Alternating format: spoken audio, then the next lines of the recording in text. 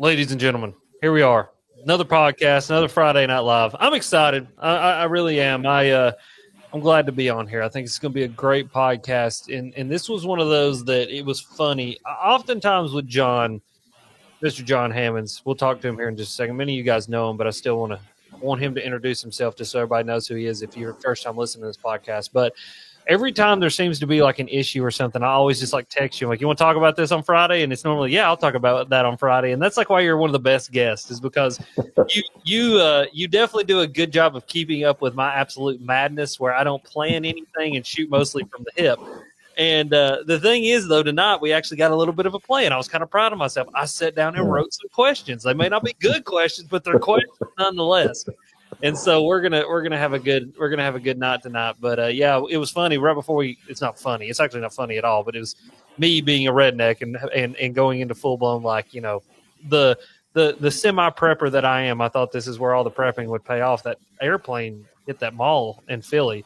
And the scary part about it was, me and John were just talking about this in the green room, is that the plane hits the mall in Philly and then my cell phone quits working. And not only does my cell phone quit working, but my buddy Branson's cell phone quits working, and neither one of us can make a call or a text message.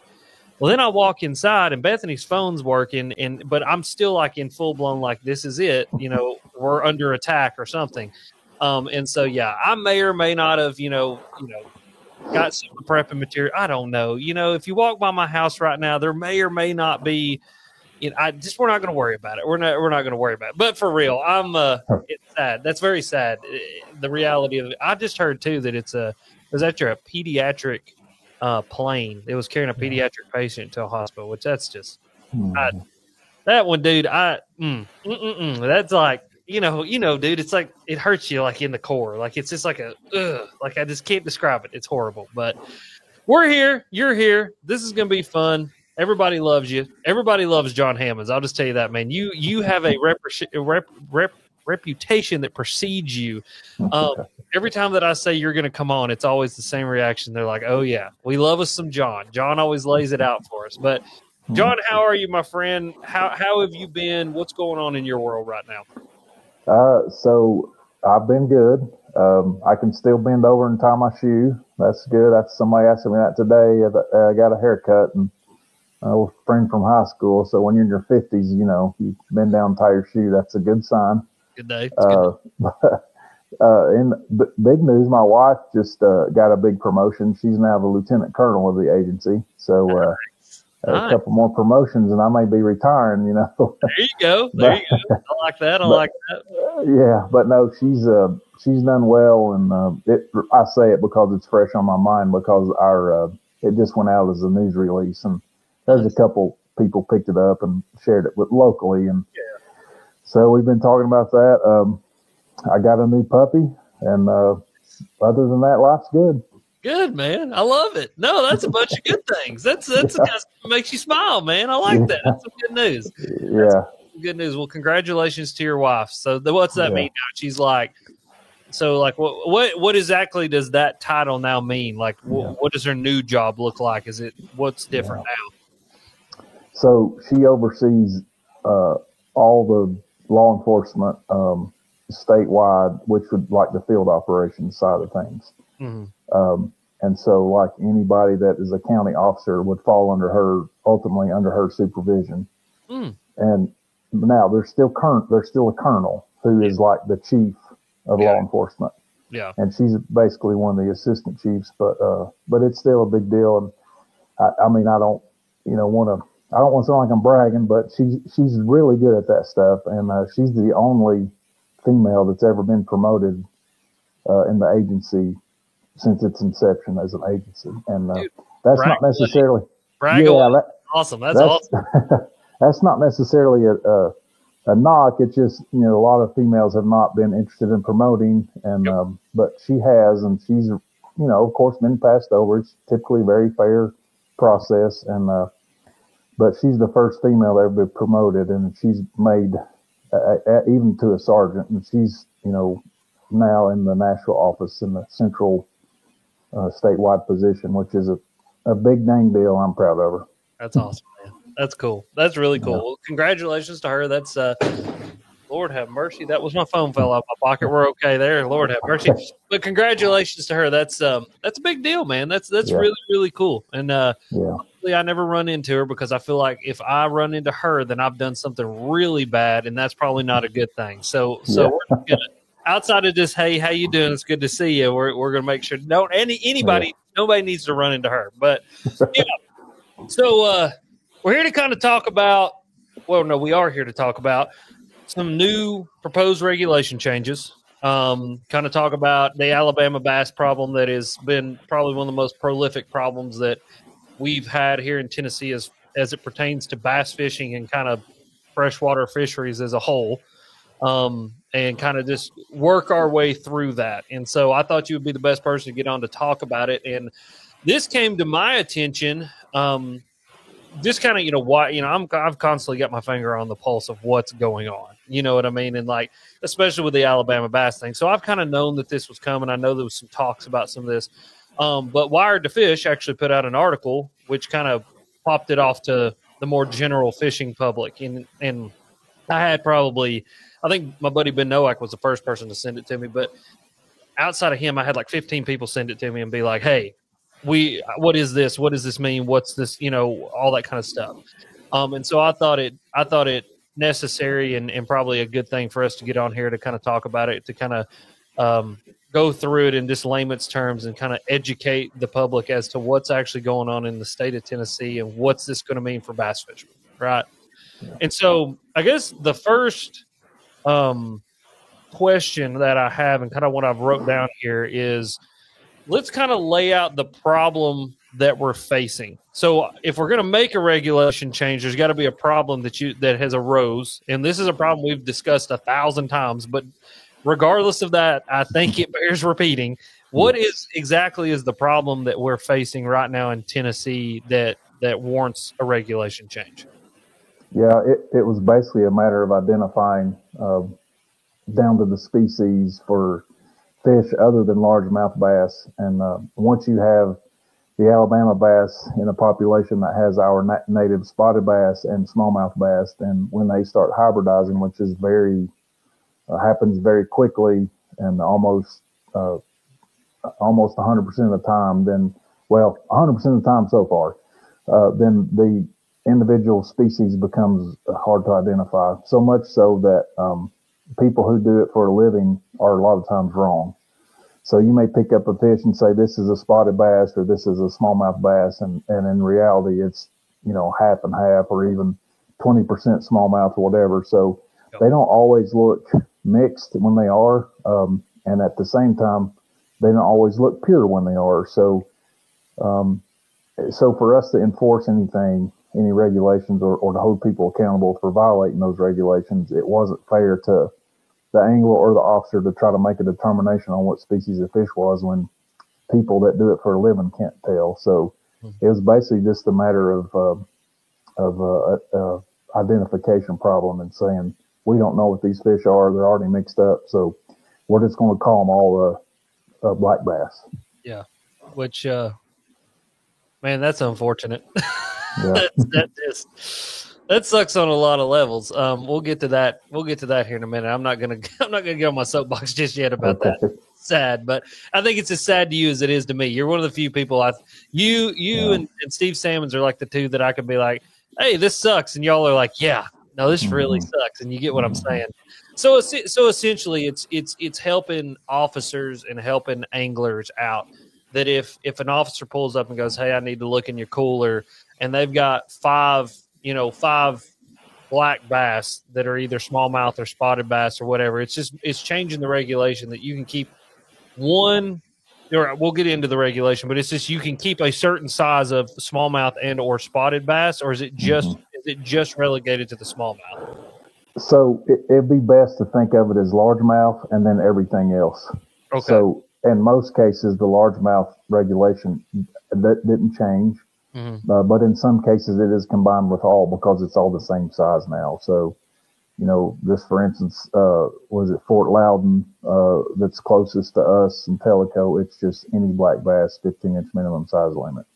Wow. Whereas before, go ahead. Yeah, so let's lay it out. So what is because in let's be clear here too, this is a proposed regulation. This has not been voted on yet. Yeah. And so it'll be voted on, and it either could be certified or not. Is it looking in that situation? I don't really know about that part. In that situation, is it pretty much like a given it's going to pass, or how does that look? No, I mean, it's really hard to, say yes or no. I've been doing this for 20 years and I've seen it happen either way. And so what happens is typically is that we as biologists will make recommendations. There's a format we have to use. It gets reviewed internally. Mm-hmm. We present it at our annual meeting, and all the other folks with TWRA have their chance to poke holes in it.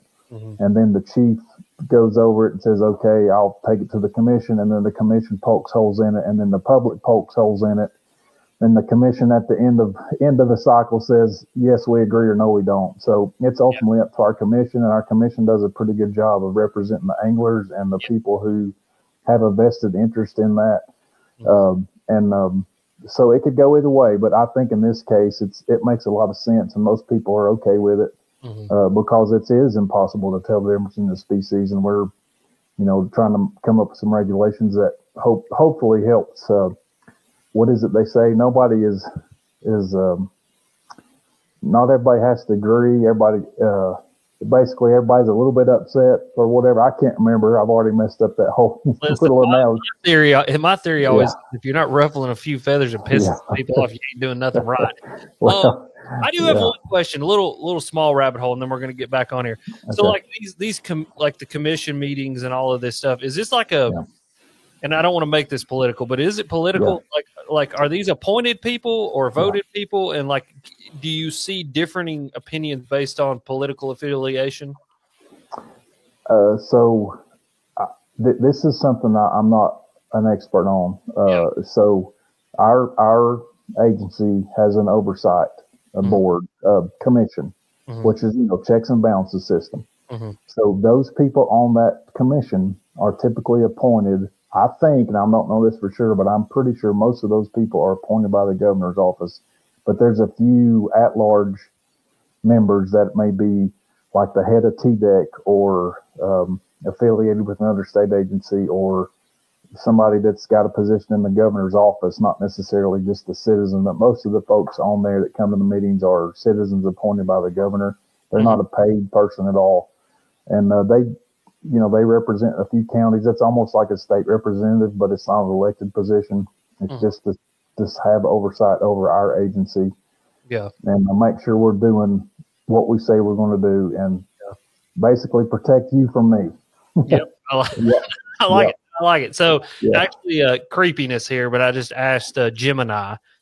Gemini is Google's AI, and so it's integrated into my search to Google that we're just sitting here, and it says, so yes, the Tennessee Wildlife Resource Commission, the TWRC members are appointed by the governor of Tennessee. The commission consists of 13 members, and their appointments are typically 6 years of term. These appointments often are confirmed by the General Assembly to ensure proper oversight. The TWRC plays a crucial role in setting hunting, fishing, wildlife management policies across the state, including regulations that affect places like Douglas Lake and Guntersville Lake, where I like to fish. That's how creepy it is. It knows where I like to fish. So there you go. Gotta love AI, John. Gotta love it. Yeah. So now that we've got that little rabbit hole out of the way, and that I've learned something tonight, we've always got to learn something. What is the proposed regulation that you guys are looking to vote on and to make a decision on? Yeah, so I'm going to have to read this. I wrote some notes. So it's broken down into which reservoirs have the same regulation. Okay. And if you think about what we're trying to do, keep that identification problem down, and most of that is in the main Tennessee River. Mm-hmm. So even though we have Alabama bass present and Norris, Cherokee reservoirs, there's not enough to where it's a problem to distinguish between the two. Mm-hmm. And if it looks like a smallmouth, even though it may not be, that's good enough, right? But the problem was like in Tellico and especially Watts Bar, you can't tell. They all look mixed up. So having said that, let's just start off with Parksville. It's kind of the epicenter. It's where the Alabama bass, the only pure strain, the only pure population of the only pure Alabama bass population in Tennessee is in Parksville Reservoir. Everything else is mixed. Now there are individuals that are out there in other reservoirs or water bodies, but Parksville doesn't have any of the hybrids, at least yet. So anyway, basically the largemouth bass is still a 15-inch minimum length limit at 5 fish, and everything else, there's no more distinguishing between the smallmouth and the spotted bass. Everything else is no size or creel limit. Okay. And then one of the biggest things that changed there is, and it wasn't like people were doing this, but now we have some teeth, if this passes, to be able to enforce the rule that you can't have live bass outside of that reservoir, because if you take bass from there, you're likely planting Alabama bass somewhere we don't want them. Okay, so moving on down the chain, Guntersville, Chickamauga, and Nickajack. So if you think about it, these are not big smallmouth reservoirs, even though there's big smallmouth in there. The main target is largemouth. So basically, they wanted to preserve the size of those, quote, mutt fish. So it's largemouth bass, again, 5 in combination, just like it's always been, 15-inch minimum length limit, which is very common. And then everything else is 1 over 16 inches. Okay. So potentially you could have, if you had a bag of fish, you could have, if you were catching anything but largemouth, you could have 1 over 16 and everything else have to be under. Or if you were lucky enough, you could have 4 big largemouth and 1 other over 16 inches. Okay. And so make sure I'm understanding this right. Because one thing, sorry to pause you right in the middle of this, but just make sure I'm understanding this right. I saw something that said that you could keep, like if you had 5 10-inch smallmouth bass or spotted bass, you could keep those. So it depends on where that's at. Oh, okay. Location. You could in Parksville. Okay. And please digest this as I'm talking, because I know I'm going to talk fast. I'm kind of reading it, but stop me and ask questions. So Guntersville, Chick, and Nickajack, okay. Largemouth bass, 15-inch minimum. Everything else 1 over 16. Gotcha. 5 fish total. Gotcha. Okay, so now hit this one closer to home. Loudon, Tellico, Chilhowie, Watts Bar, and then Pickwick. So Pickwick's on down, but there's enough spotted bass in there that they felt like this would apply. I say spotted Alabama bass. And, it runs obviously through there and closer to that Alabama bass state line. So Loudon, Tellico, Chilhowie, Watts Bar, and Pickwick. Everything's 15-inch minimum length limit and 5 fish. Very simple. Just black bass across the board. Everything 15 inches, 5 of them. Yep. Every black bass. Okay. Now that differs than Guntersville and Chick, because those reservoirs, there's a lot of smallmouth that I just mentioned, and one of the, maybe not Fort Loudon, but there's plenty of smallmouth in those others, and the presence of Alabama bass is strong enough to where there's no difference in any of them that you can tell. It's very hard to tell. So, and those, like in Guntersville and Chickamauga, it's mainly a largemouth fishery. So it's hopefully, won't affect the tournament folks as bad on those lakes, because most of their anglers and participants are going to be going after largemouth. If we put the 1 over 16 in place in Fort Loudon, Tellico, Chilhowie, Watts Bar, then that would limit a lot of those bags. Even though that may be the best management strategy for bigger fish to keep the pressure off the big ones, especially in the summertime, but that's what was landed on. And I don't even know how many meetings, discussions with, internal commissioners, tournament reps, anglers out there. So this was not just a pull it out of the bag and see. This was a lot of discussion and, a lot of erasing and scratching and throwing away paper to get there. It took us all year to come up with these, and then it also, once I got to our chief's office, then it was also massaged a little bit and made into what it is that was presented. And again, that was all based on feedback from anglers in our commission. And then the last one would be the Tellico River. just because it flows into Tellico. And our agency just did a big study, and some of your listeners may have gotten some cash. If they caught a tagged fish, they were all over the state. And if you caught a fish that was tagged, it had a number you could call, and you could, I don't know, $20 for the information you gave. And it was a exploitation study and a kind of a movement study. We'd tag a fish and knew where we released it, knew where it was caught. You could see the movement. So that let us know that basically, just like we already knew, but this is another way to show it, that there's no harvest of stream bass, black bass species. So the size limits don't matter a whole lot. So basically, with that information in the Tellico River, it's all black bass, 5 fish limit, and no size limit. Okay. And that's the main changes for the bass. Okay.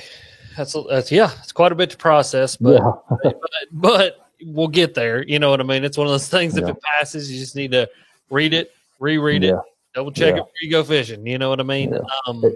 Which, I mean, opinion. You know, remember, guys, when John's on here, these are my opinions that don't reflect the beliefs or whatever. I need a button on my board that does the little spiel. You know what I mean? Like, these are the beliefs of Alex Rudd. They're not the opinions of the TWA or John. Yeah. I mean, opinion on this is just like, as little harvest as we have with black bass anymore, because we've chastised people for so many years about catch and release of everything. It's like, it's almost just like, you know what I mean? It's like, well, and I mean, the only keeping that we do is to put them in a live well and take them to a weigh-in. And so it's interesting. I mean, like, I think that's kind of my first thought on it. I mean, right off the cuff, right? Like, I'm going to have to take some time and really think about this and probably revisit it at some point when I've really kind of hashed out what I think about it. But that's just like my first knee-jerk reaction. But that's just me being me and knowing what I know and talking to guys like you and talking to guys like Shannon. It's that. One thing I think I did notice that somebody will have a question on, because I've already seen it come up. Pickwick, there's a part of Pickwick that's in Tennessee. So when you're on the part of Pickwick that's in Tennessee, these regulations apply. That's not a lake-wide limit, because part of the lake's in Alabama as well. Is it Mississippi or Alabama? It's Alabama. Is that? I think part of it. I think it's Mississippi, Alabama, and Tennessee. I think it's all three. Yeah, but the initial right across state line is Mississippi, if I'm not mistaken. Okay. So we met with them in Alabama, and I say we loosely. I was at the meeting, but it was called the Tri-State meeting, and none of our waters here in the region I work in obviously borders Alabama or Mississippi. But those guys down there, the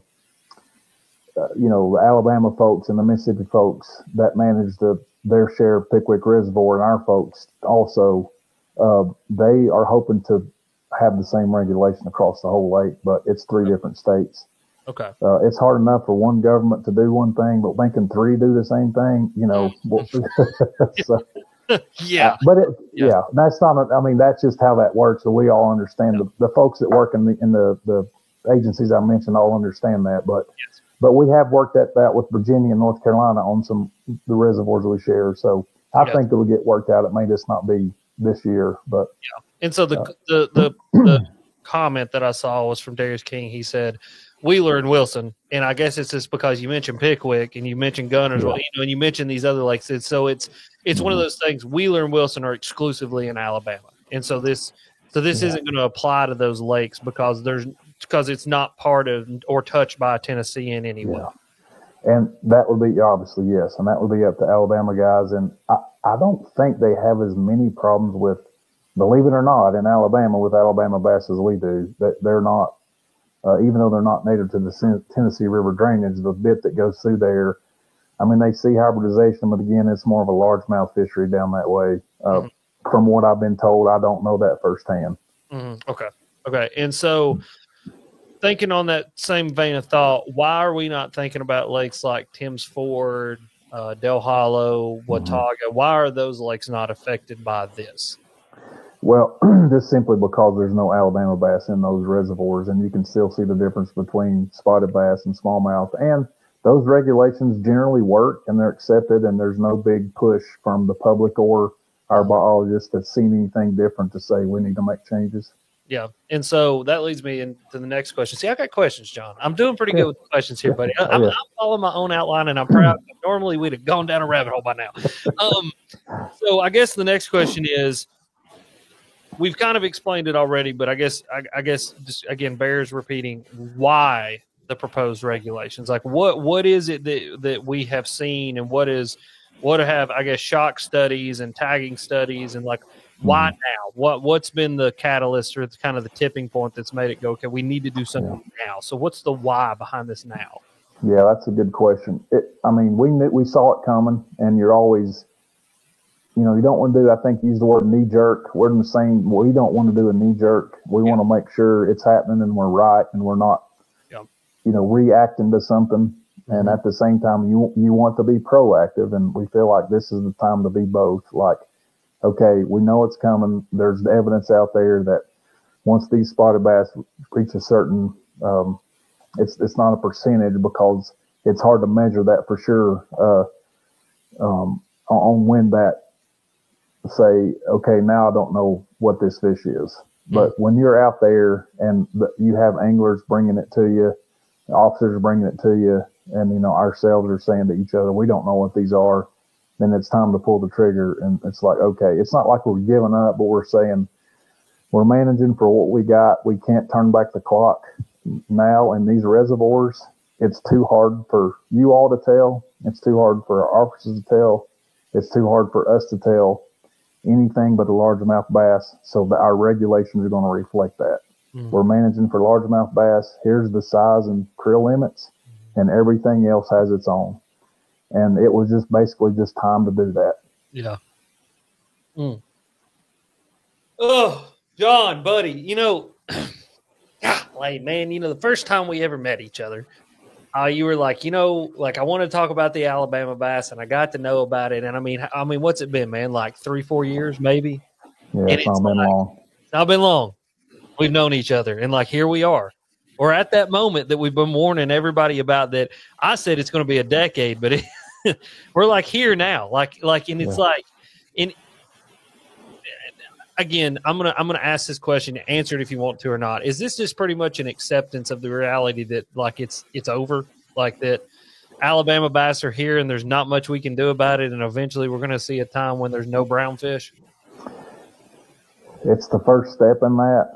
I don't ever want to. I'm not a quitter. I was not taught that way. I'm not bent that way. But it's the first step in realizing that there's not a lot we can do in the reservoirs it's mentioned. We just hope that this will maybe even help the awareness that don't move these guys around unless you just want a bunch of mixed up fish. And that's one thing. A lot of the things that I've been seeing reporting on this is it's either they don't want to pin it down on what's causing it. I'll pin it down on what's causing it. A lot of people are like, it's natural movement. Okay, I can believe out of Parksville into the Ocoee River, maybe a few fell over the dam, like whatever that looks like. I can see that happening maybe. But this is outside of that one instance. This is 99.999% people putting these fish into their live well and driving them and putting them in a lake because they think they're cool and they think that they know better than the biologist. I'll agree with everything but the last part. Maybe they do know more than the biologist. But there's no other way to explain how spotted bass, Alabama bass, wound up in Norris or Cherokee. No, there's no avenue for them to get there other than they had to be carried. Yep. Which, man, if I could, again, this is an opinion that does not reflect the TWRA or John Hammonds, but if I could get my hands on that person, I'd beat the piss out of him. I mean, like, what are we thinking, man? Like Norris? Yeah.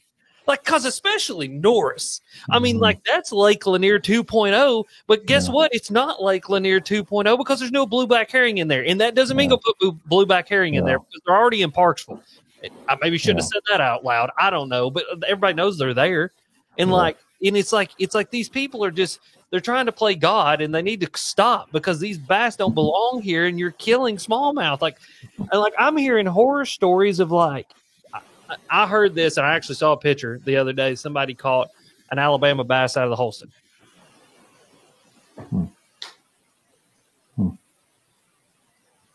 So there you go, buddy. I like my 21-inch and 22-inch smallmouth that I catch down there on a bladed jig in the fall.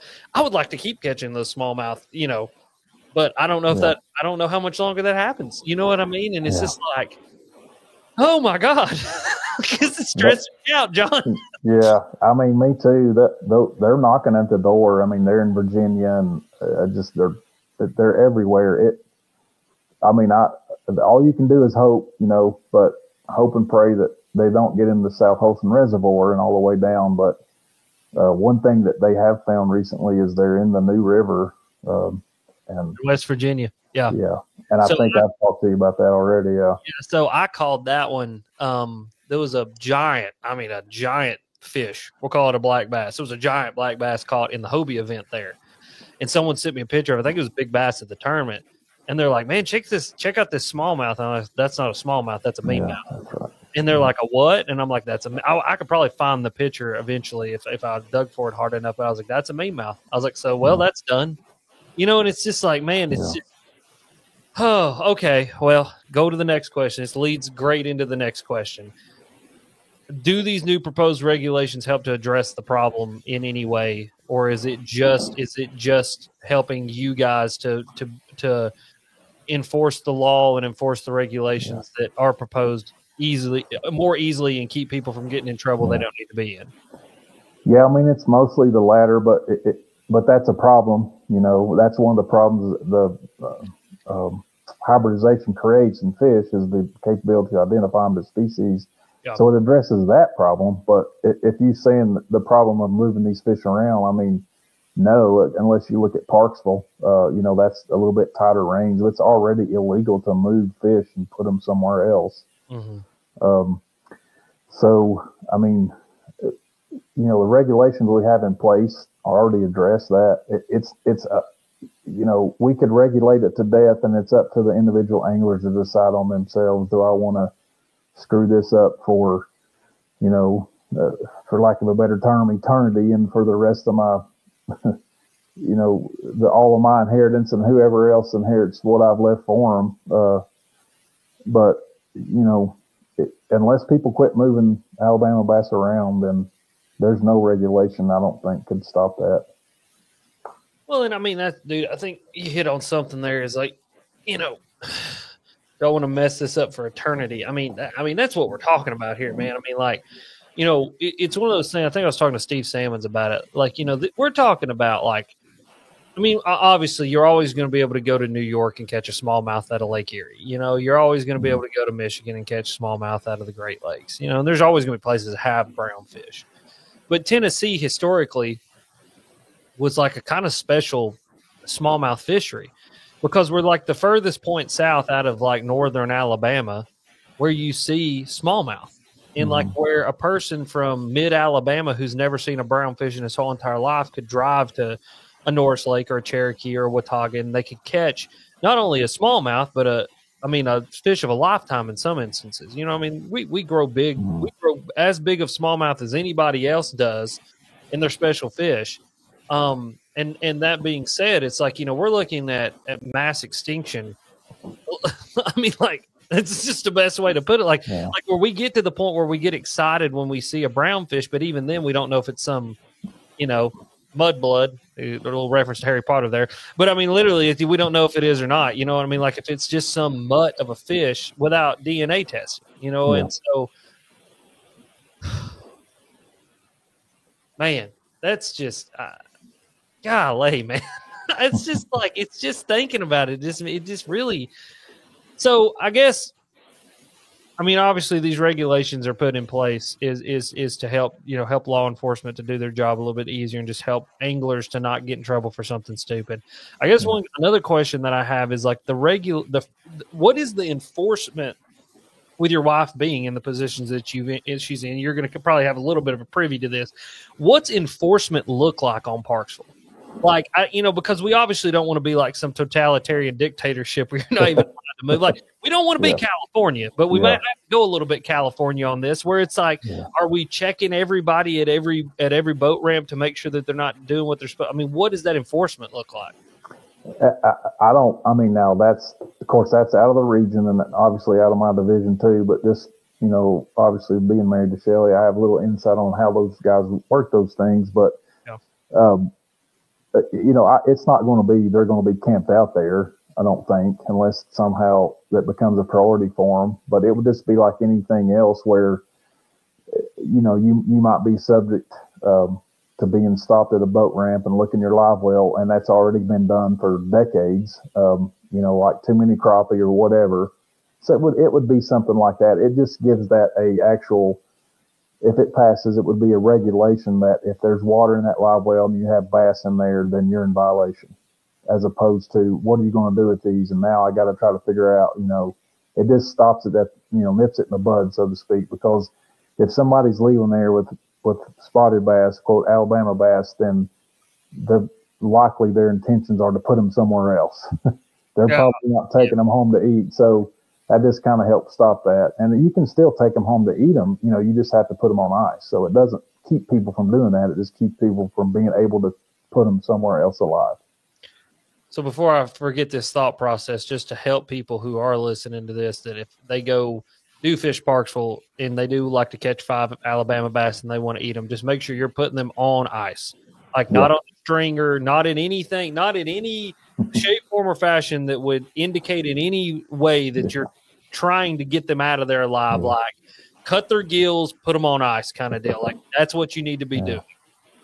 Yeah, and just to give you some more info on that, the biologist there in my position, Mike Jolly, I don't know if you've talked to him. He reached out to several of those folks and talked to officers and local anglers, and there was not anybody that was doing any kind of remote weigh-in. So they wanted to make sure it wasn't going to, they wanted to work something with those people, how it might affect them, but they didn't have anybody that did off-site weigh-in. So they were pretty confident that it would be pretty non-controversial to put that in place. But I mean, obviously you need to protect the resource. So if people have to give up a remote weigh-in on a small reservoir, I feel like that's a decent trade for protecting, a place like Norris or God forbid, Dale Hollow or South Holston Reservoir from getting stocked with those fish. And just to clarify there, a remote weigh-in meaning your traditional like bass tournament where you take 5 to the scale and weigh them in at the ramp.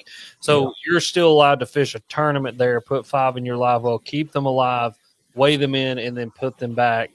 But if the TWRA is there, just making sure everything goes right, just realize that that's just part of enforcement of the rules that they're trying to enforce there.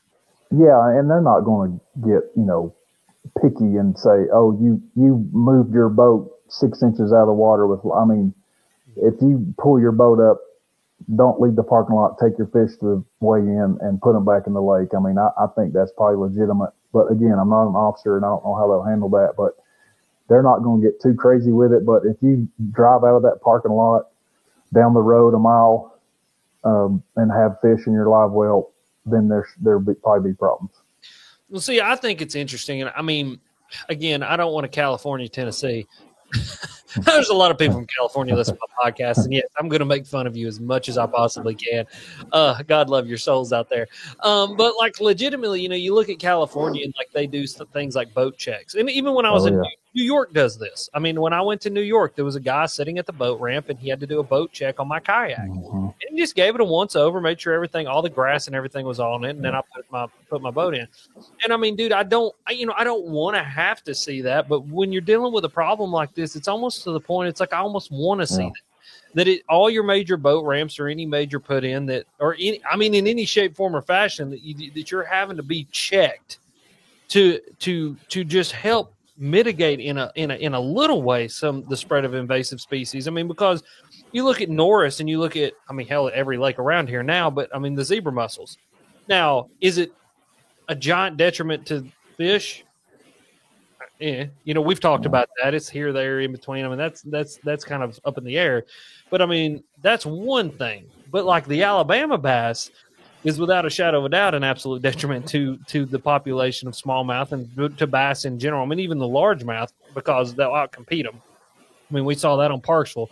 You go, little pro tip here, guys, go to the back of a creek on Parksville and throw a glide bait and watch one of those 10-pounders that live back there swim out and try to eat your glide bait, because it's the last largemouth left. And when that one dies, there's not going to be any more. Like, just what it is. You know what I mean?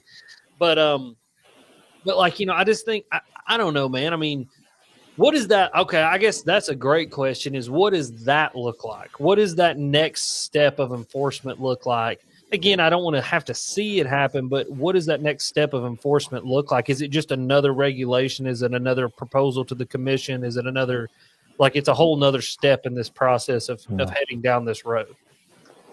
Yeah. So, I mean, as you were talking about that in those other states, a lot of those models for their funding are not, ours is just, it's strictly licensed, hunt and fishing license sales and then the excise tax on gear. Mm-hmm. And a lot of those states that have that set up, it's another agency doing that that's funded by the state. So they have like a water resource agency that we don't have. Now we have TDEC but it's a little different situation. So it would probably require, implementation of tax dollars, state sales tax dollars to pull something like that off. And I'm talking here pretty much about something I don't know about, but just from being in this agency for 20 years, we don't have the resources to commit to that. Yeah. If we did, that's all that would get done, and it would just be halfway.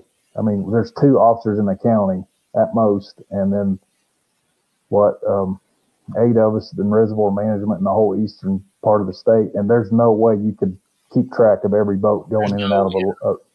So it would take.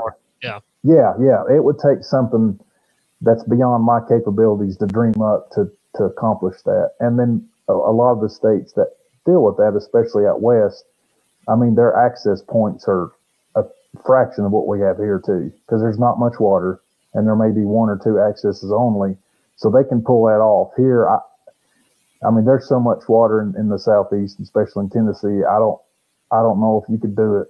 I mean, it would be a monumental task. Yeah, and like in California, the lakes close at dark.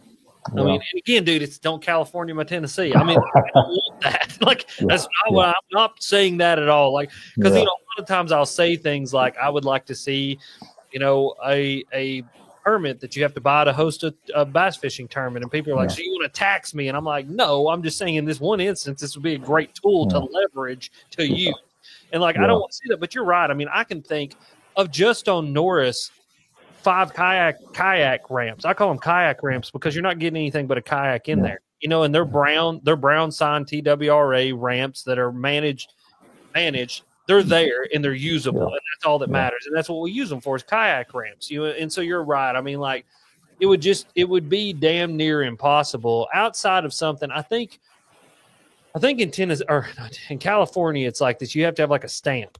And it's like a clean boat stamp or whatever, and they use that. You buy that once a year, and they use that tax revenue in order to do their water management. But even then, man, I mean, like you said, it's there's so much water. It is impossible. I mean, just Norris Lake alone, I'm thinking about. I'm not thinking about all the little spots I know in Cherokee and Douglas and Chickamauga. I mean, dude, Chickamauga's got so many little dirt ramps and pull-offs and bridges and things that you can access, and it's not gonna. It is. There's not enough manpower that exists to do that. Yeah. Okay. Wow. So essentially, the one tool that we have at our disposal here is a aluminum baseball bat to the knees of. Or am I? But no, really, the one tool that we have here is just to keep educating and telling people like to stop. People have got to stop moving these bass. Yeah, and we talked about this. We as an agency and other states, and especially when it first became a thing, and it was really on. I mean, it's still the tip of the spears. Who knows where now, but we were at the tip of the spear and now I think it's heading, maybe Kentucky and like places like Arkansas and Oklahoma and Missouri. They're all doing their genetic testing and, just kind of waiting for those fish to show up there.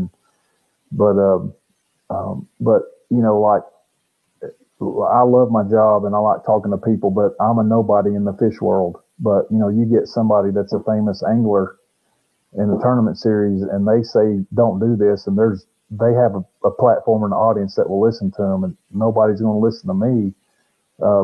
and so we can only say so much, but until anglers themselves get on board and realize this is a problem, and I'm not knocking anybody because I know I don't know. I'm assuming their sponsors and all that stuff, like they have to be careful what they say. And, that's a whole different world. And I promise I'm not trying to know anything about it, but I just feel like maybe they're hamstrung a little bit too on what they can say. And I don't know, but, I just feel like, and others agree, that we can only say so much. And until there's attention from somewhere besides our agency and a few anglers, then you can't change that.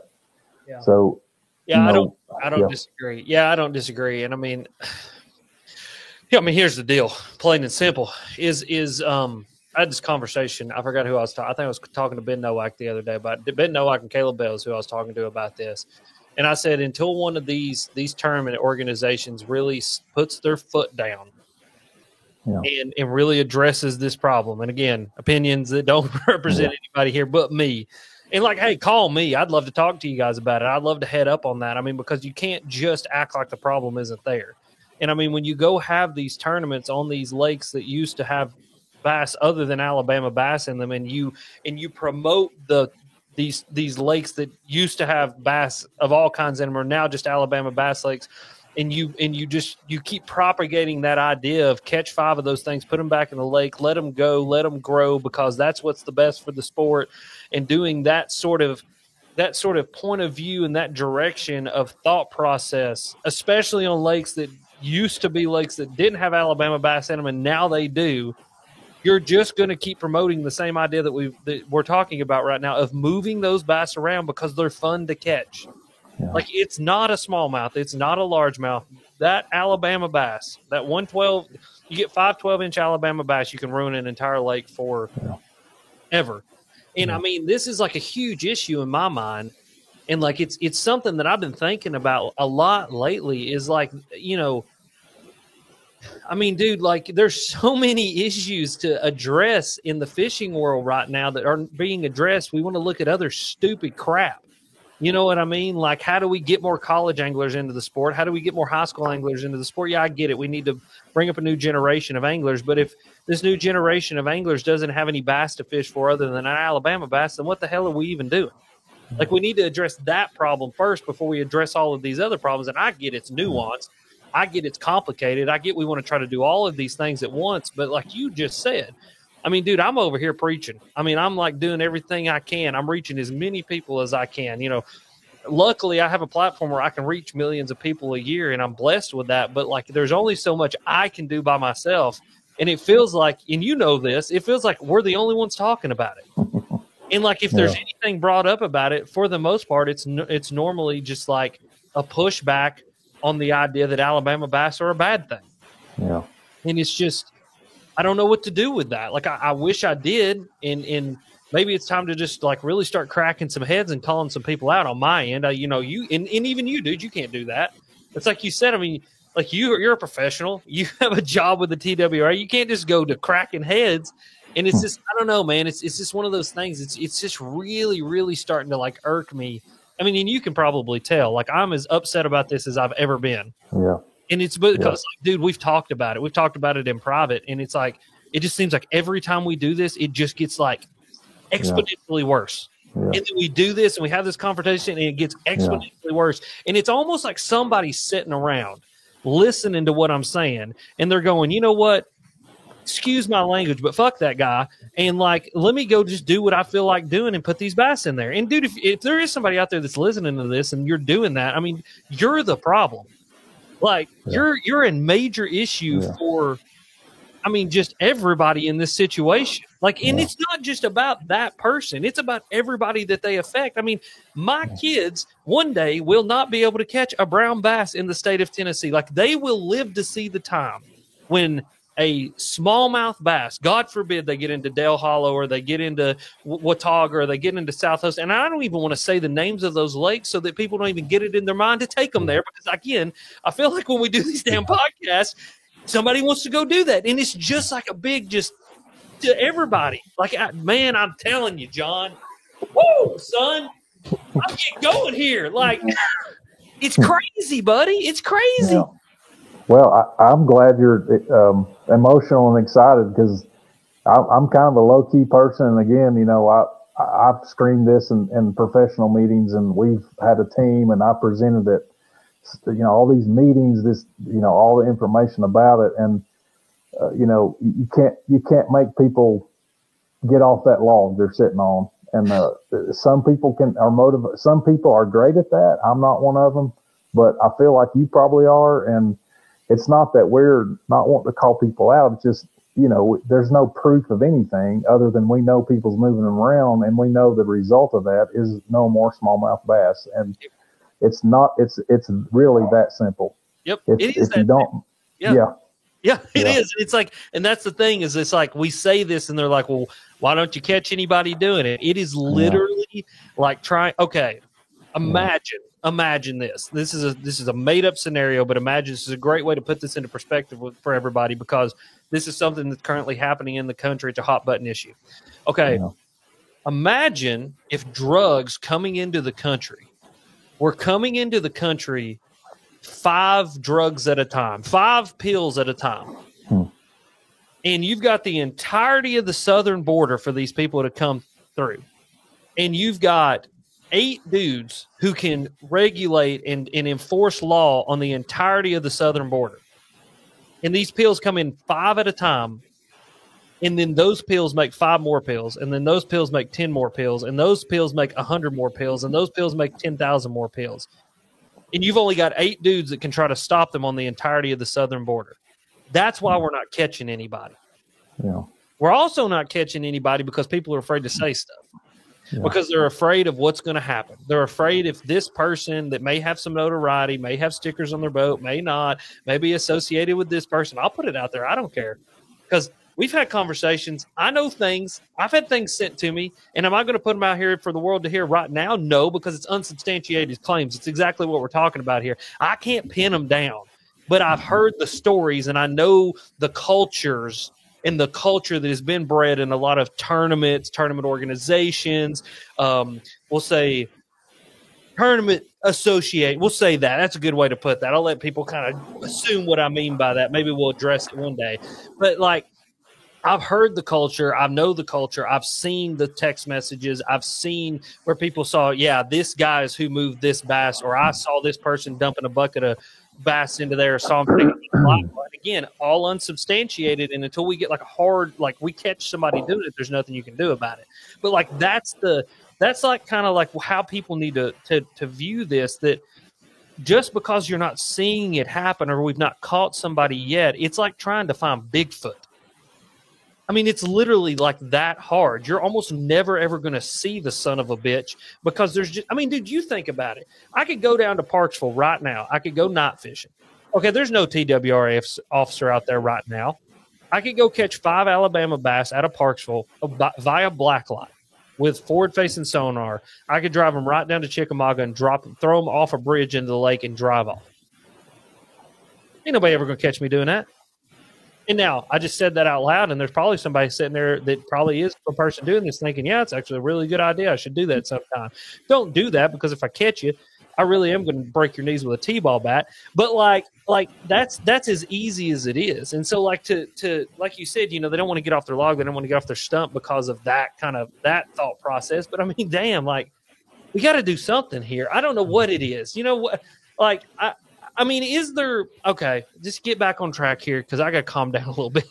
I've got to go in here. You're sitting there just shaking your head. You're like the poor guy in the back row of the church, and the preacher's gone about 30 minutes too long, and you're thinking, man, we are missing the boat at the Aubreys. All the Methodists are already there, and the Baptists, we're never going to get there. It's like we got to baptize 5 people in the creek behind the church before we're going to lunch. Anyway, here am I. So to get back on track here a little bit, like, outside of just not transporting the bass, is there any, like, so like in Louisiana with the Nutria, there's a bounty on those things.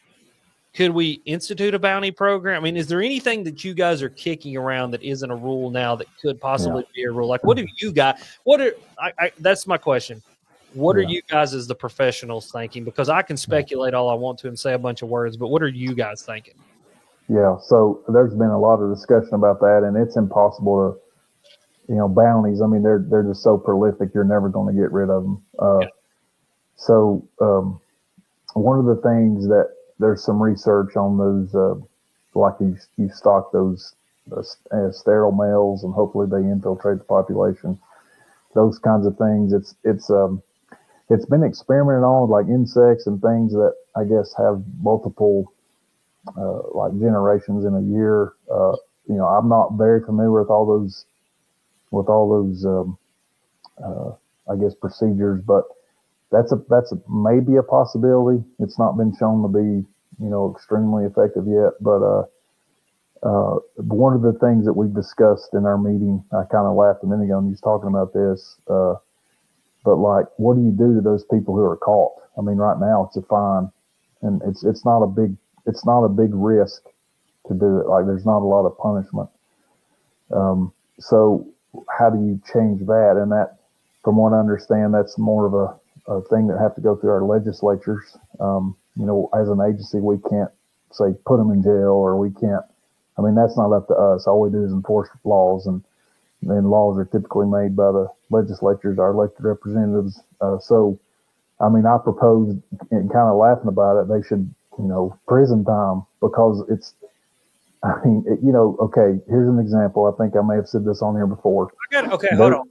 I hate to interrupt you. No, go ahead. I got one question here, because I just got to thinking about this. At what point does this? Okay, I got a damn idea. I got an idea. Okay, so could we possibly classify a smallmouth bass as I wouldn't say not. What's the level above endangered species? Yeah, threatened. A threatened species. Could we classify them as a threatened species in Tennessee, and then that fall under what's the laws that I'm thinking about? Where you can't transport wildlife across state borders. You can't could we fall under that, or is that not? Can we not do that? That'd have to be deemed by the Fish and Wildlife Service, and there's a lot of, I guess, procedure to that. But I mean, there's too many smallmouth bass right now in Tennessee. But one day they very well may fall into that category. Yeah. Okay. I'm sorry I interrupted you. Go on with your thought. That was just me. Like, I was thinking, like, you look, it's like, and you're right. It's like, what should the penalty be? Because, like, you see so many stories. Like, I saw something the other day, like some dude had poached like 30 elk in Colorado, and it was like a $50,000 fine, and which, I mean, it's a lot of damn money, but it's like a $50,000 fine, which, and they took his fishing license away for 10 years, or his hunting license away for 10 years. And I mean, what's the value life of an elk? What's the value life of a bass? Like, we're getting into like a bunch of like ethical semantics here, but like I get it. I get why these laws aren't that harsh, but at what point do we make them harsher? And I guess that's where you were going before I interrupted you, but go on.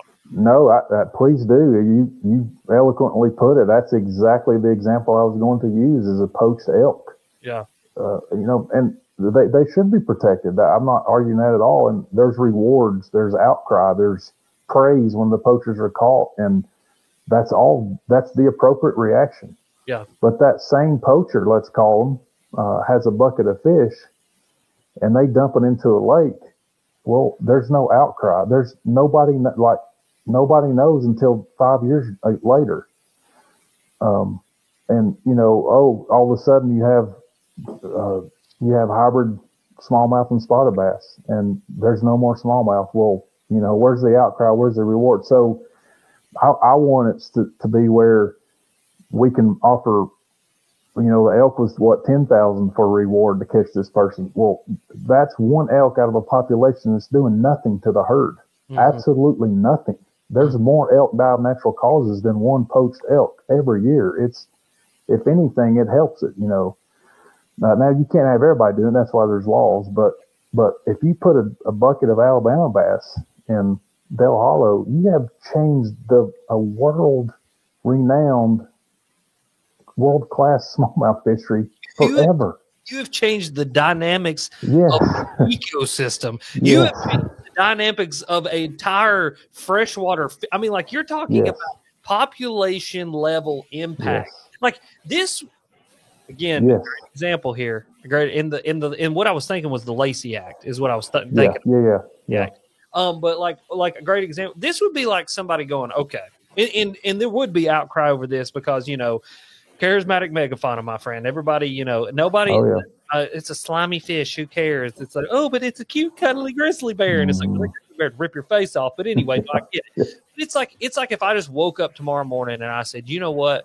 Today's the day. I'm going to go kill as many deer as I possibly can. Every deer that I see in the woods, I'm going to poison them, shoot them. Yeah. And I went on this like murderous rampage of white-tailed deer, and I went up, to any given public piece of land, and I just started putting out like coolant covered corn and like all of these things. Just started murder, and then there would be news stories. There would be outcry on social media. President Trump would probably come down and be like, the killing was huge. This is the most deer I've ever seen dead. And there would be something done about it. And it's because it's like that, it's my cute deer that stands in my yard and eats out of my bird feeder. Yeah. Versus this bass that swims in the water. But it's the same, to me, it's the same ethical, like we're doing it's life is a life is a life. Human life is way up here. Animal life's way down here to me. Like I'm going to protect my wife. I'd kill Bobby over Bethany. I love Bobby, but I'd murder the hell out of him over my wife. But all at the same time, I also don't want to kill my little buddy. Yeah. And it's like what is that ethical pendulum that we're on here? You know what I mean? And dude, it's so complicated. Go ahead. No, go ahead. I was just saying it's complicated. I'm just like, I'm sitting here thinking about it. I'm just like, ugh. Yeah. And if you kind of keep going with that analogy and scenario, well, you're changing, like you said, an ecosystem and an entire population of fish forever. Mm-hmm. And even if there's not the public outcry or President Trump coming to talk about the huge impact, maybe we can still have the fines appropriately set for that. The punishment fits the crime. This person is going to likely be charged whatever the fine is in court costs, which I don't know what that is, $500. Yeah. But he or she, whoever it happens to be, has changed that system forever, and there's very little punishment for that. Yeah, it's almost like in with law and with the enforcement of law, and this is where we've got to be so careful, because this can be taken so far. Like this is one of those things. It's like you give them an inch, they're going to take a mile kind of deal. You know what I mean? We've got to be so careful here, and because it's like, well, if we go by that logic, then we could assume that by introducing Alabama bass effectively forever, you've killed bass.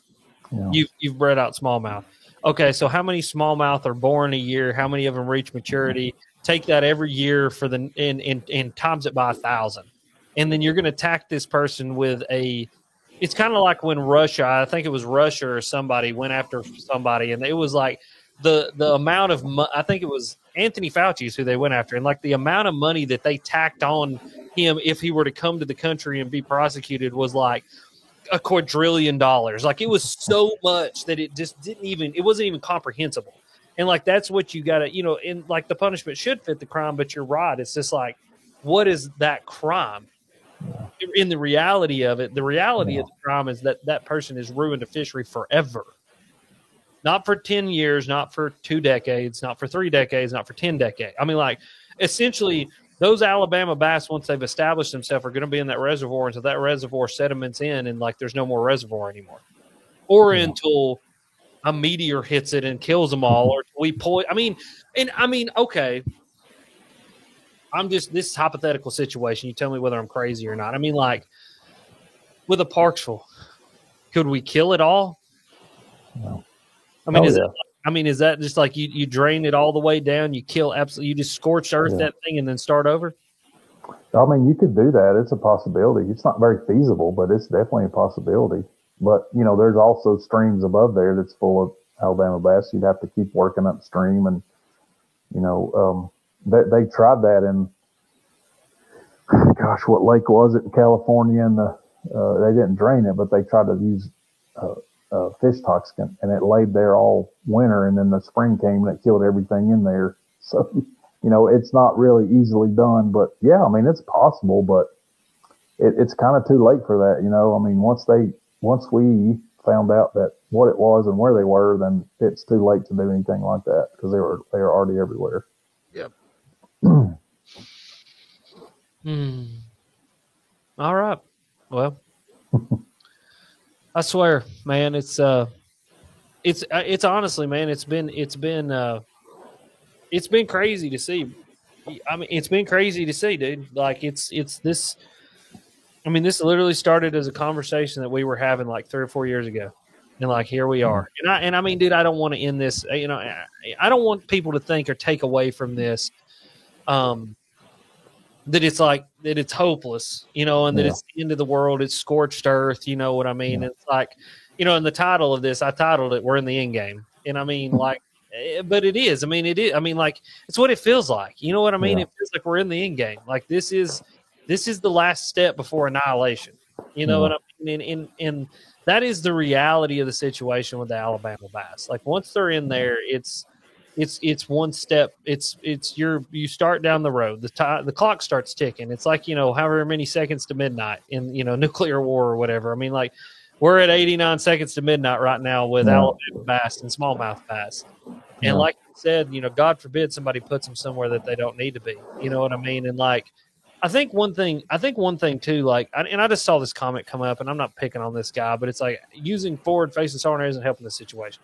I think I don't even think that guy's even like understanding what we're talking about here. Maybe he is. Maybe that's just his opinion that doesn't really align with what we're talking about here. But like at the end of the day, like the forward-facing sonar isn't an issue.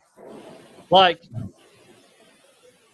you know, having more people on the lake and going fishing and activating more anglers is not an issue. Like, how do we make fishing more equitable for more people groups is not really an issue right now. Like, fishing's doing really good. Like, the industry's well. Like, money making's fine. Like, what we're talking about here is a completely different issue that's actually a real issue that needs to be addressed and taken care of. Not one of these clickbaity issues that, you know, God, I love him, I guess, or don't. Randy Blockett, I like Randy, honestly. You know, he's all right. He's all right by me. I'd love to have him on the podcast sometime and just kick the shit with him. But like, you know, like whatever Randy Blockett's going to come up with about forward-facing sonar or whatever. But it's like that's not the issue. The issue actually is that there's Alabama bass that are being transported by anglers because anglers like to catch them. And honestly, I'm going to say this, and again, this is an opinion that reflects my opinion, not your opinion or anybody else's opinion. I believe they're being transported primarily by tournament anglers. And the reason that I say that is because Alabama bass are dumb. They're easier to catch. They get big. And maybe forward-facing sonar is a problem because they are easy to see on forward-facing sonar and get to eat. Go to Lake Lanier sometime, ladies and gentlemen. Go to Lake Lanier in August, find a tree, and throw a topwater at it and watch what happens. That's what those people are wanting. That's why they brought them here in the first place, because it's easy to go catch 5 of them, i.e. the Watts Bar Bass Open that they had, where everybody would go catch 5 Alabama bass and then run up into the rivers on the lake and call them all out with big largemouth that they had to fish harder for than the Alabama bass, because the Alabama bass are dumb and they'll eat better. And so, like, I really believe that the problem that we're facing now is a true problem that's going to effectively ruin entire fisheries and the ability for people to go and catch smallmouth bass in Tennessee, West Virginia, North Carolina, Georgia, Alabama, probably Arkansas eventually, probably Missouri eventually, probably West Virginia eventually, because we're already hearing it come out of there. I've even heard Alabama bass being caught in the Potomac. Which the Potomac connects to the Susquehanna. I mean, we're talking about something here like in nobody stopping to think about it. Everybody just wants to fight about the stupid stuff. And again, I'll say, like, I really, really believe that tournament anglers are the one that are primarily, let me restate that. Boat tournament anglers are the ones that are primarily instigating the problem because they're easy to catch. They're fun to catch. They're easy to bring to the weigh-in. It's easy to get 5 of them. They get big. They're dumb. They're stupid, and that's just it. And I think that that's the problem we need to be addressing, not all the rest of this crap. That's where I'm at. I don't know about you, John. I know you ain't got nothing to say, but I know you ain't got nothing to say because you can't say much because I've just said a bunch of stuff that it's really inflammatory. I know what I just said, but it's just like that's where I'm at about this, man. It's like what I don't know, buddy. I've talked a lot. What do you think? Do you just tell me what's your consensus? How would you like to end this? I'm going to let you end this because I'd like for you to tell everybody what you think because a lot of the times you're a lot more eloquent and calm than I am. So you just what do you think, buddy? Okay. So thank you for asking and allowing me to say that or say something. So the equation that you mentioned, the reasons they move Alabama bass are, I think I agree with that. I think you're spot on. Now who's moving them, that's not for me to say. We just don't know, but likely that's a good scenario. And there's a lot of positives with them. But in Tennessee, where you have smallmouth bass, the biggest issue is, and I'll say it again, it's as simple as this. It turns a smallmouth and our native spotted bass and our largemouth fishery into nothing but a bunch of mutts. And after a few generations, those fish tend to revert back to something that looks like a spotted bass, but much smaller than any parental stock. So the first few generations, you'll have some decent hybrids. It's kind of like that hybrid vigor. The first generation F1 largemouth, that's what between Florida bass and largemouth bass, that's what we have in Chickamauga. That's what we've been sucking in the Boone. And, the hopes are in Fort Loudon and Watts Bar too, and Nickajack, and to create that fish, that really nice growing fish that exhibits the aggressiveness and fast growth. But even in that example, those largemouth revert back to the more northern genes and slower growth.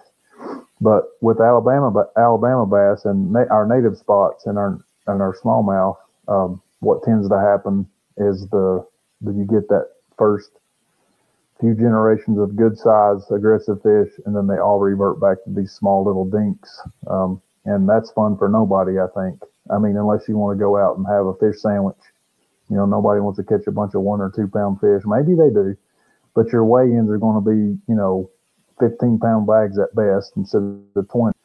Does that make a difference to people? I don't know. So our regulations that we proposed were to try to manage that first year or two influx of these nice size hybrids. And people are catching them here and there.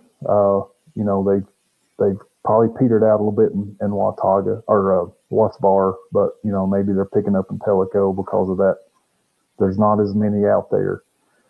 So, but once those pass through the system, then we're left with the dink fish that your kids and grandkids will be fishing for, and the smallmouth will be gone. So that's the story. And if there's any positive note, it's like you said, Alabama bass do. You can catch them. As a fisheries manager, I have my personal opinions, but I'm supposed to manage for what people want. And if people want and protect the resource, that's why I don't care what people want. We don't want Alabama bass. But once we have them, if people are okay with fishing for these small fish, then that's what you're going to get. And I guess that's all I can say is, if this, you may not want this, but this is what you're going to get if you continue to move them around. Absolutely. And Yeah. And I mean, it's not like Lake Lanier. Lake Lanier is a freak. I mean, like it's a one-off, bro. Like, is it not, John? Like you'll never see another Lake Lanier because Lake Lanier, and there was actually a study done there was a mortality study done that showed like 80% of the bass die on Lake Lanier every single year. And it's like, that's why they think that it thrives as well as it does, is because there's so much mortality. Plus there's literally billions upon billions of blueback herring in there. And so it continues to do well. But like, you're not going to repeat that in Tellico because Tellico isn't Lake Lanier. The water's not the same. The biomass is not the same. The food sources are not the same. The influx of water from different, rivers and things are not the same. And if you look at what is the one out in California, Bullard's Bard. So you had this giant explosion of these giant spotted bass out there, and now it's starting to wane. And like it was because you introduced an Alabama spotted bass to a lake full of kokanee, and they all ate kokanee until there was no more kokanee left, and literally they're starving themselves out now. And now you don't see these 12, 13, 14-pound spotted bass anymore. Like that's why it doesn't work right there. Now, there is one question here that I find this interesting myself, and I think it's a great question to answer before we go. I know we were going to round up here. You know how it is, John. You never just round it up here on the Alex Red Fishing Podcast. So John McCoy says, Tombigbee River, Alabama Bass Native Water, has been connected to Tennessee via Pickwick for 41 years. I want to know why smallmouth continue to thrive there and not further up the river. So explain that maybe, if you can. Okay, so talking about, make sure I understand this. The Tombigbee that connects the Tennessee River with, is it the Mississippi River? Is that right? I think so. So, and there's Alabama bass in there. Yes. Okay, and they go into the Tennessee. Okay, just making sure I got my facts right. Yeah, I don't know. Just like you mentioned, Lake Lanier is Lake Lanier and Tellico is not. Yeah. Those conditions that favor smallmouth bass and not Alabama bass are maybe more present there. And just to clear this up, because you're wrong, John. I'm sorry, not John Hammonds, John McCoy in the comments. Yes, the Tombigbee River does have a population of Alabama bass, but they are not native to the Tombigbee River system. Alabama bass are not native or are native to the Coosa River and Tallapoosa River systems in Alabama and Georgia, but not to the Tombigbee waterway. That was just a quick little chat GPT search. And so there you go. So those are not native fish, but again, why are the smallmouth thriving? That's what you were saying. Yeah. Okay. So the Coosa, it's basically the Mobile River, the Coosa River chain, or that goes into there is where the Alabama bass are native. And speaking of that, all those little river systems that flow into the Gulf, and they all have their own unique black bass, Chattahoochee and all that. It's really, really cool. And thank goodness we're not dealing with those problems. We're just the smallmouth. So why are Alabama bass not hybridizing with smallmouth bass in the Tombigbee and that part of the river? As far as I know, they are. It's just not to the prevalence that we see here. Yeah. And like I was saying earlier, that whatever factors cause them to hybridize here to the level that we're seeing and everywhere else east of us, those factors may not be present there, and I don't know what that is. But there are hybrids in that waterway. There's what we call mean mouth in the whole Tennessee River system up into Kentucky Lake. So they're there. And there's plenty of smallmouth, but those systems are not really what you would think of as a smallmouth dominated system. So, with that in mind, you're not going to see as much hybridization as you would in a place that has mostly smallmouth. Just like Fort Loudon, there's a handful of smallmouth in there, but we've never seen hybrid, and the smallmouth are still pretty much pure in that area. So, and too, who knows? Pickwick, Pickwick's one of the only places in the South that you see 9 and 10 pound smallmouth bass. Yeah. And those 9 and 10 pound smallmouth bass don't look right. That's all I'm saying. I'm thinking, and I think that, that may be a grand example of like where it does go right, quote unquote, where those hybridizations make these giant freaks. But I can almost bet that when, because I think it is, it's not a matter of if, it's a matter of when the world record smallmouth bass is broken. If it's not broken at a Lake Erie or somewhere up north, and it's broken somewhere down here in the South, that you do DNA test on that fish, and it's not a full-blown smallmouth bass, and whoever catches that thing's going to have a broken heart because it's going to come back that it's some weird freak hybrid.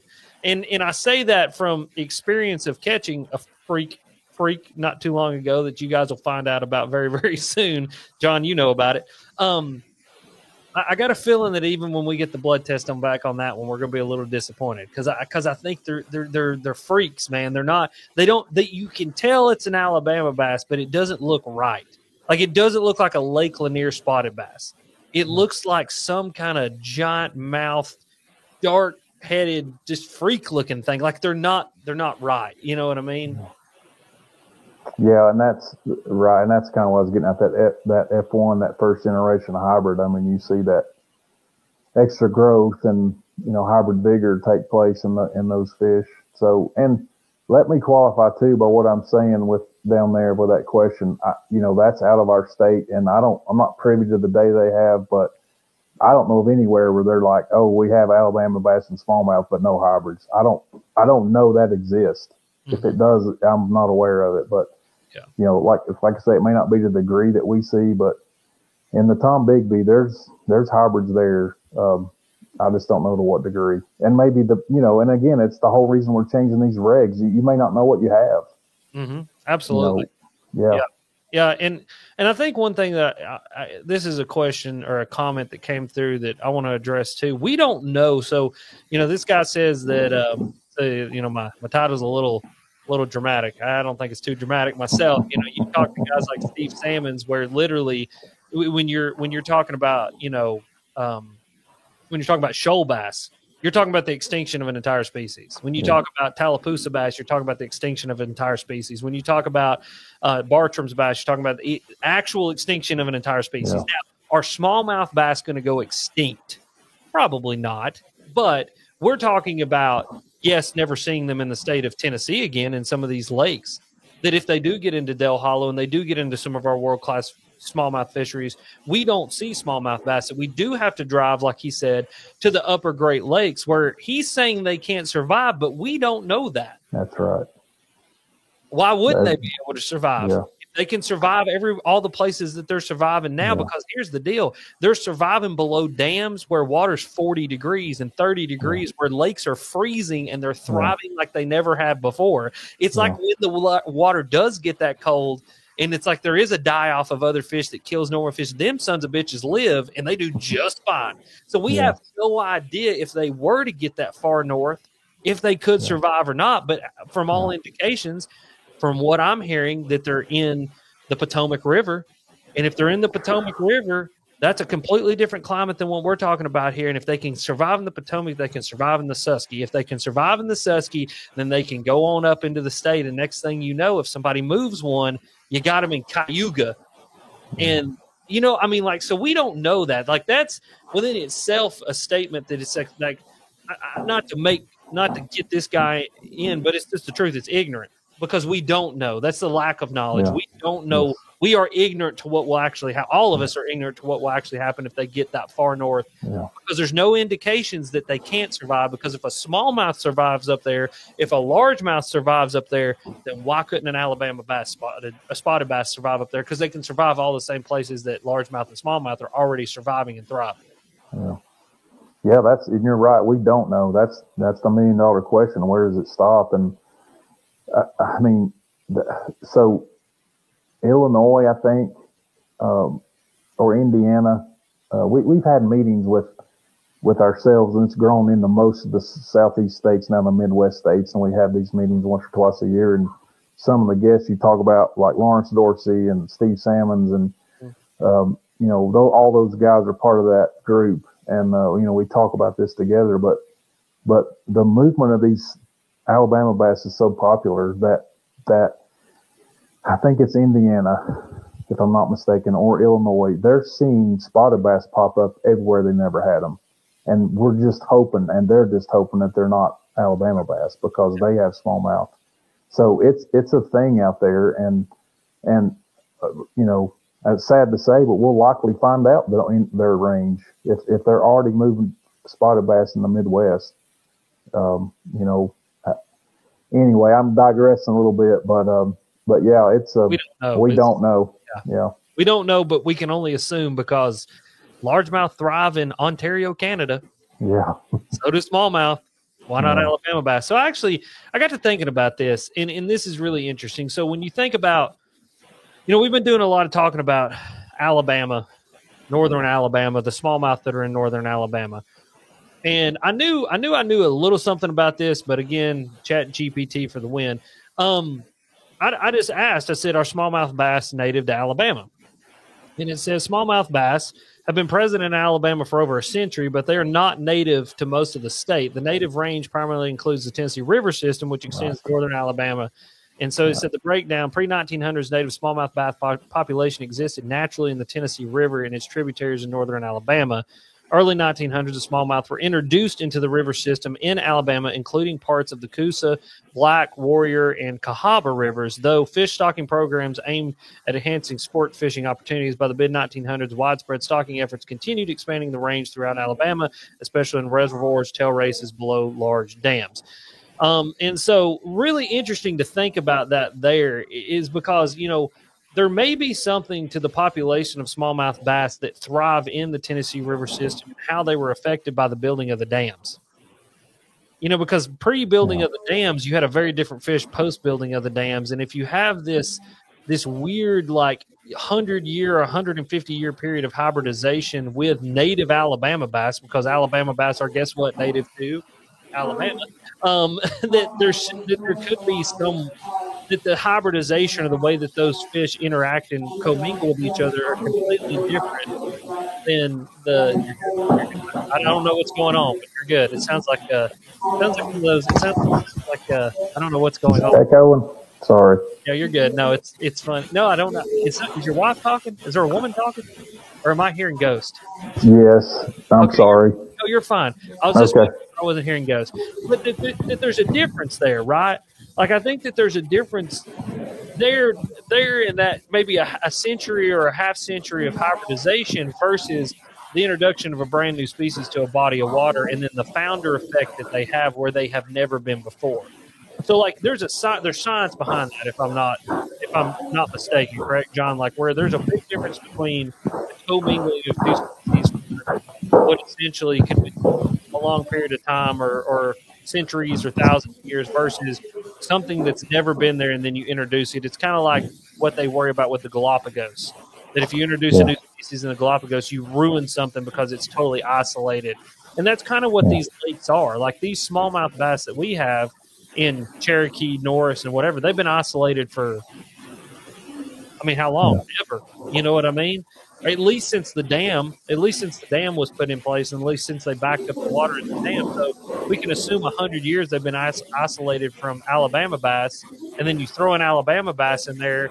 That founder effect of that Alabama bass being in there is way different than a century or 2 centuries of hybridization that's already been occurring in a population.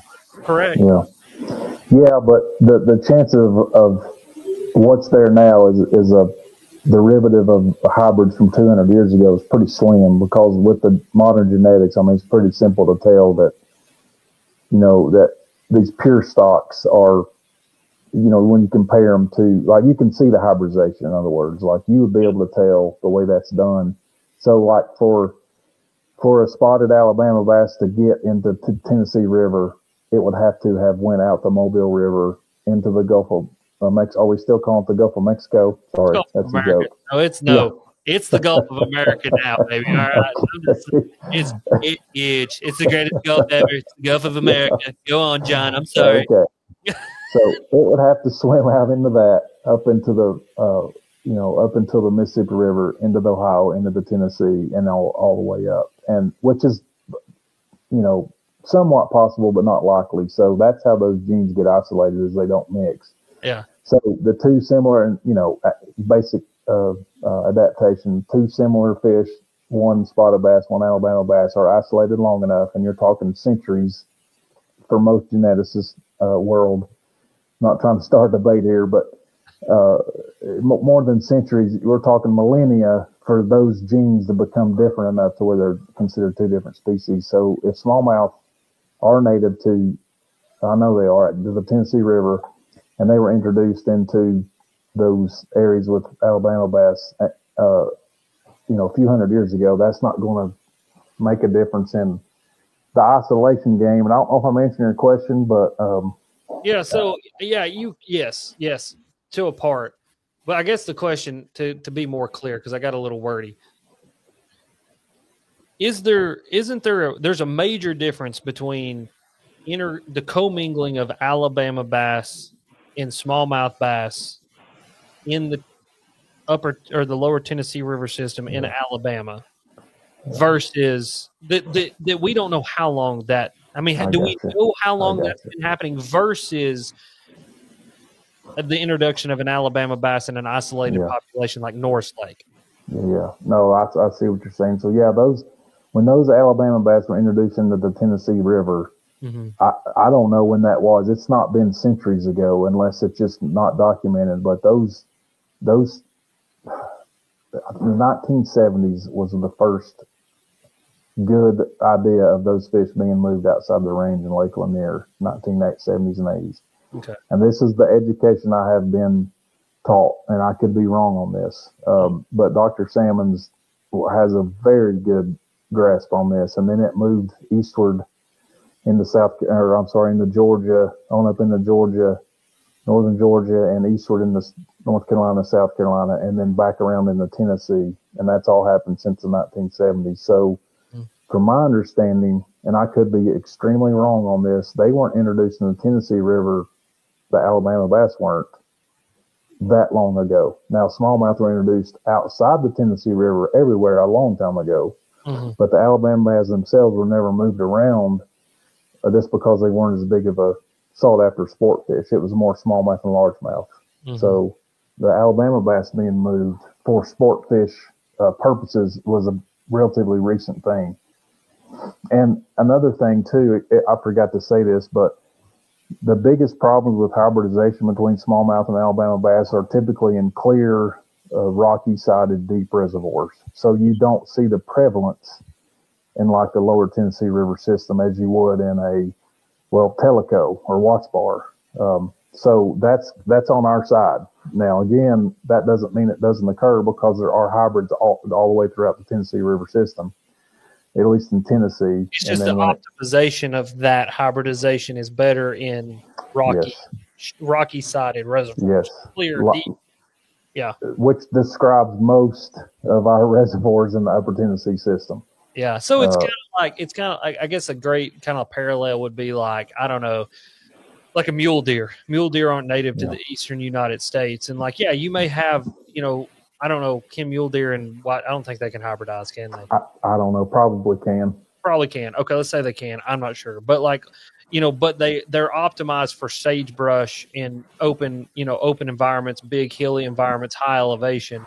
And you bring them out here and you hybridize them with a whitetail that lives in, thick, hardwoods.